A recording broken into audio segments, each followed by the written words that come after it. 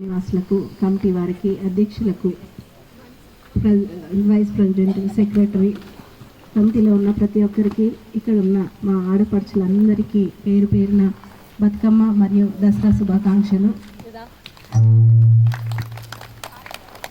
నాకు ఈరోజు మా వారు సడన్గా చెప్పారు ఎవరుండే, కానీ నేను మీకు చెప్పిన రీతిగా మరి మీరు నన్ను ఆహ్వానించినందుకు నేను తప్పకుండా రావాలి, మీ మధ్యలో గడపాలని నేను సంతోషంగా వచ్చిన.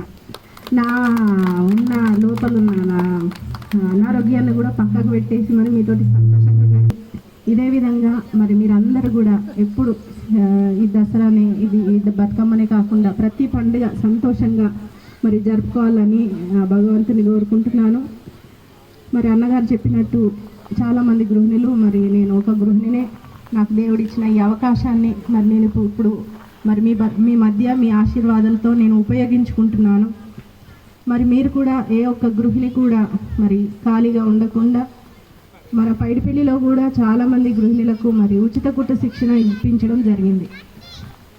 వారికి ఎక్కడ స్థలం దొరకకపోయేసరికి మన గ్రామ పంచాయతీలోనే మరి స్థలాన్ని కేటాయించి వారికి శిక్షణ ఇప్పించడం జరిగింది.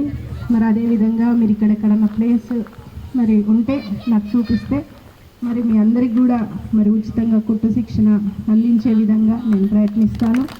మన రమేష్ అన్న గారు కూడా మరి ఆరూరు గట్టుమల్లు ఫౌండేషన్ తరపు నుండి మరి ఉచిత కుట్టు శిక్షణ బ్యూటీషియన్ కోర్సు మరి అందిస్తున్నారు.